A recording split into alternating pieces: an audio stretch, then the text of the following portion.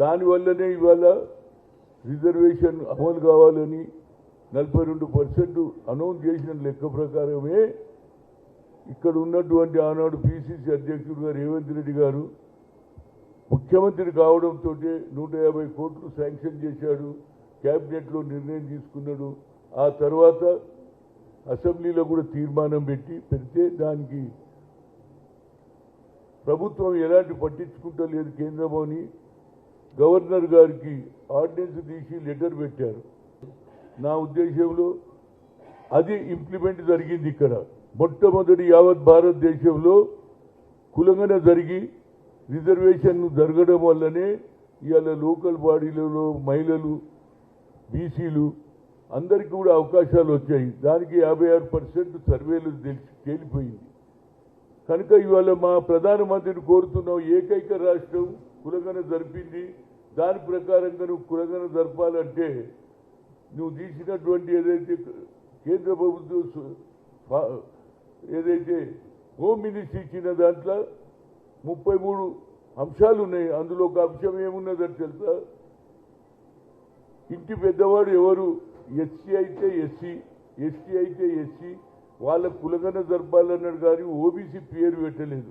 నా ఉద్దేశంలో అయితే ఓబీసీ లీడర్గా గతంలో ఐఐటి ఐఐఎంలో రిజర్వేషన్ లేదని సుప్రీంకోర్టు కొట్టేస్తే అదే మా సోనియా గాంధీ దగ్గరికి వెళ్ళాం. అమ్మా, talent is not anybody's property ma'am, God has given to everybody, we should give opportunity అన్నాం.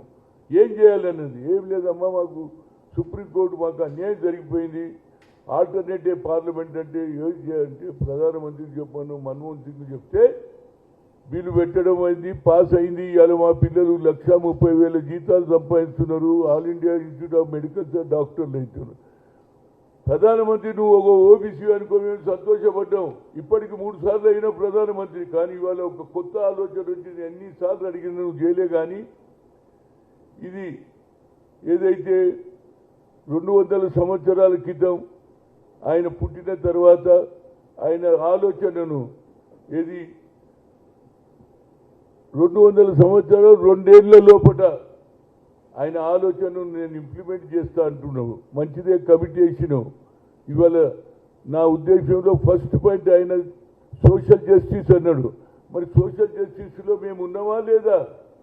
జనగణలో మా ఓబీసీలు ఉన్నారా లేదా నేను అడుగుతున్నా. ఓబీసీలు కానీ ఎస్సీలు కానీ, ఎస్టీలకైతే ఉన్నది. కానీ అందులో మైనార్టీలు కూడా ఓబీసీలో ఉన్నారు.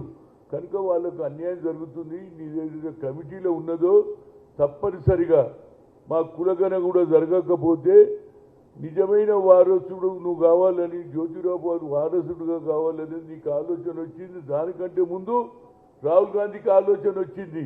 ఆ ఆలోచనను నువ్వు ఇంప్లిమెంట్ చేయక మరి 200 సంవత్సరాలు జరిగిన సంగతి ఇవాళ 2 ఏళ్లలో నువ్వు కమిటీ వేస్తున్నావు. కాబట్టి ఈ కమిటీలో ఓబీసీలను నువ్వు ఇంక్లూడ్ చేయకపోతే అన్యాయం చేసిన వాళ్ళు అవుతావు. అదేవిధంగా ఆనాడు రాజీవ్ గాంధీ గారు పంచాయతీరాజ్ వ్యవస్థ పెట్టి 72, 73 అమెండ్మెంట్ చేసి 5 సంవత్సరాలకు ఎన్నికలు జరగాలి. అసెంబ్లీకి ఎట్లా జరుగుతుందో పార్లమెంట్ అని అన్నాడు. లోకల్ బాడీ ఎన్నికలు పెట్టాడు. అందులో తప్పనిసరిగా మరి మీరు కూడా ఎస్సీ ఎస్టీలు ఎట్లున్నారో ఓబీసీలలో కూడా మహిళలు ఉన్నారు. కనుక మహిళా బిల్లులో కూడా ఓబీసీలను యాడ్ చేయాలని. ఇక నువ్వు కేవలం అందరూ అగ్ర కులాలలోనే మహిళలను పెడితే ఆ కార్యక్రమం మా సోనియా గాంధీ గారు కూడా చెప్తున్నారు. ఇట్లా సబ్ క్యాస్ట్ కూడా ఉండాలంటున్నది. ఉన్నప్పుడు అది కూడా పెట్టకపోతే నువ్వు నిజంగా మహాత్మా జ్యోతిరావు పూలే ఆలోచనను ఇంప్లిమెంట్ చేస్తావు. కేవలం పొలిటికల్ మైలేజ్ తీసుకోవడానికే ప్రయత్నం చేస్తున్నావు. కాబట్టి నీకు నిజంగానే చిత్తశుద్ధి మహాత్మా జ్యోతిరావు పూలే మీద ఉంటే, అంబేద్కర్ మీద ఉంటే మాకు కూడా న్యాయం జరగాలి. మాకు జరగకపోతే ఈ 2 ఏళ్ళు కేవలం ప్రజలను మోటివేట్ చేసి ఎన్నికల్లో డీలిమిటేషన్లో మీరు లాభపడాలని, బీసీలను అనగదొక్కాలని ఆలోచన మంచిది కాదని నరేంద్ర మోడీని అయితే ఓబీసీ ఎంపీస్ కన్వీనర్గా మాట్లాడడం జరుగుతుంది. తప్పనిసరిగా దీన్ని ఓబీసీలను కూడా ఇంక్లూడ్ చేస్తే నిజమైనటువంటి నీ ఆలోచన మహాత్మా జ్యోతిరావు పూలే ఆలోచనను ఇంప్లిమెంట్ కేవలం పొలిటికల్ మైలేజ్ చూడొద్దురా బాబు, మా బాధలు కూడా చూడు. ఇవాళ కూడా మా దాంట్లో తిండి లేనటువంటి వాళ్ళు ఉన్నారు, సంచార జాతులు ఉన్నారు. ఇవాళ కూడా అడక తింటున్నారు. వాళ్ళకు కూడా న్యాయం చేయాలనా లేదా? కేవలం నువ్వు మళ్ళా అందులో మహిళలకు కూడా అగ్రకులాల మహిళలకే అవకాశం ఇస్తే ఇది న్యాయమైంది కాదని చెప్తున్నా. అందుగురించే చలో ఢిల్లీ 16 నాడు పోతున్నాం. అక్కడ తప్పనిసరిగా జంతర్ మంతర్లో ధర్నా చేస్తావు. దీనికి అందరు రావాలని, ముఖ్యంగా నరేంద్ర మోడీ గారు నువ్వు ఓబీసీ అంటున్నావు. నీకంటే ఎక్కువ ఓబీసీల అగ్రకులాలో పుట్టినటువంటి రాహుల్ గాంధీకి మంచి ఆలోచన వచ్చింది. నువ్వు ఓబీసీ ఉండి ఎందుకు చేస్తలేవని నేను అడుగుతున్నా. నువ్వు ఓబీసీ లీడర్వా, ఓబీసీ ప్రధానమంత్రివా కాదా అని నేను తెలుసుకున్నా. నిజంగా నేను ఓబీసీ ప్రధానమంత్రి అంటే మా ఓబీసీలకు న్యాయం చేయమని చెప్తున్నా. ఎన్ని రోజులన్నీ మాకు అన్యాయం చేస్తారు? ఇవాళ కులగన జరుగుతున్నది. మహాత్మా జ్యోతిరావు పూలే 20 ఏళ్ల గుంత జరగంది, ఎన్నడూ నీకు పేరు యాద రాలేదు. ఇవాళ ఆయన ఆలోచన చేస్తున్నాం కాబట్టి ఆయన ఆలోచనలో మెయిన్ సబ్జెక్టు సామాజిక న్యాయం, అందరూ సమానంగా ఉండాలన్నాడు. అదే ఆలోచన అంబేద్కర్ గారు కూడా అంటరాని తన మీద ఎస్సీలకు ఇచ్చారు. కానీ మాకు కూడా న్యాయం జరగాలని మా కోరిక. అందుగురించే చిన్న రాష్ట్రాల గురించి కూడా ఆయన ఆలోచన. పెద్ద రాష్ట్రం నేనే అంటే కాదు, చిన్న ఆర్టికల్ 3 వల్లనే తెలంగాణ వచ్చింది. అది అంబేద్కర్ ఆలోచన, అది జ్యోతిరావు పూలే ఆలోచన. కాబట్టి గురువు శిష్యుల గురించి నీకు నిజంగానే చిత్తశుద్ధి ఉంటే మా రిజర్వేషన్ తప్పనిసరిగా పెట్టాలనేది ఏది కులగన జరిగితే మాకు కూడా న్యాయం జరుగుతుంది, మా పిల్లల భవిష్యత్తు బాగుంటుంది. కేవలం ఏది 2020 ఏది డీలిమిటేషన్ చేసి కేవలం ఏది ఉత్తర భారతానికే లాభం చేసి దక్షిణ ప్రాంతానికి అన్యాయం చేస్తే మేము ఊరుకోం. కులగన జరగాలే, అప్పుడే సమయమైన తర్వాత అవుతుంది. ఎప్పుడో చేసేది ఉండే. ఇవాళ నీకు ఇంత టైం ఉన్నది. 29 చేయాలంటే నువ్వు 2011 తీసుకుంటే ఎట్లయితుందండి? 2011 తర్వాత ఎంతోమంది పుట్టిన పిల్లలు, వాళ్ళకి ఎందుకు అన్యాయం చేస్తావు? ఇప్పుడు పెట్టు, ఇప్పుడు నుంచి పెడితే 1 ఇయర్ లోపల 6 నెలల్లో చేసిండా లేదా రేవంత్ రెడ్డి కులగన? 1 ఇయర్ లోపల అయిపోతుంది. ప్రధానమంత్రి గారు తప్పనిసరిగా కులగన ఇంకా జరిగితేనే మాకు న్యాయం జరుగుతుంది. ఆ కులగనలో ఓబీసీలు ఉండాలి, మైనార్టీలు కూడా ఉండాలి. కేవలం నువ్వే ఉంటా అంటే ఎట్లయితుంది?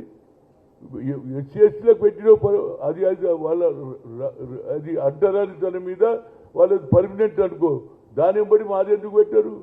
మా వాళ్ళలో పేదరికం ఉన్నది, మేము కూడా రాజ్యాధికారం రావాలనే ఆలోచన ఉంది. మహాత్మా జ్యోతిరావు పూలే విధంగానే చదువుకుంటేనే భవిష్యత్తు అని మా పిల్లలు కూడా బాగా చదువుకున్నారు. కానీ వారికి ఉద్యోగాలు కావాలి, వాళ్ళు కూడా రాజకీయాల్లో రావాలి అని ఆలోచన ఉన్నప్పుడు ఇలాంటి ఆలోచనలో నీకు మార్పు రావాలి. అందుగురించే 16, 17, 18 ఏదైతే పార్లమెంట్లో బిల్లు పాస్ చేసుకోవాలని ఆలోచన చేస్తుంది. కానీ మా సోనియా గాంధీ అన్నది సబ్ క్యాస్ట్ కూడా ఉండాలి అనేది ఆమె చెప్తుంది. కాబట్టి తప్పనిసరిగా దాన్ని ఇంప్లిమెంట్ చేయాలని మీడియా ద్వారా కోరుతున్నా. నేను కూడా ఢిల్లీ వెళ్తున్నా మా మహిళల తరఫున. ఎందుకంటే ఎప్పుడు వీళ్ళ గురించి కొట్లాడుతున్నారు, మా గురించి ఎవరైనా కొట్లాడతారని మహిళలు కూడా ఆలోచన చేస్తున్నారు. కాబట్టి ఆ మహిళల తరఫున మేము కూడా ఢిల్లీ పోయి అక్కడ ఏది జంతర్ మంతర్లో 16వ తేదీన 2 గంటల నుంచి అక్కడ ధర్నా జరుగుతుంది. ఎందుకంటే పొద్దున మార్నింగ్ 11 to 1 వరకు పార్లమెంట్ ఉంటుంది. ఆ తర్వాత ఆఫ్టర్ దట్ వాళ్ళు వచ్చి రావడానికి అవకాశం ఉంటుంది. మా ఆల్ ఇండియా ప్రెసిడెంట్ అయినటువంటి అశోక్ యాదవ్ అనేటువంటి अशोक जैन यादव ఆయన పొద్దున్నే ఫోన్ చేసిన హనుమంతరావు जी हम बराबर लड़ेंगे आपका ओबीसी के वास्ते, सोनिया गांधी भी लड़ रही, महिलाओं के वास्ते आप आना అన్నాడు. మేము కూడా పోతున్నాం.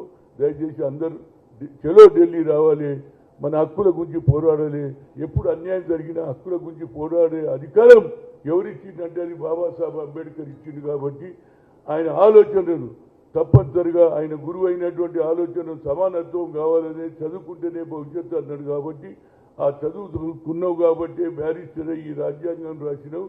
అందులో కూడా ఇవాళ ఏది అంబేద్కర్ రాసిన ఆలోచనలో కూడా కొంత మార్పు తేవాలని ప్రయత్నం చేస్తున్నారు. ఇది ఖబర్దార్ అని చెప్తున్నా. తప్పనిసరిగా రాజ్యాంగంలో ఉండాలి.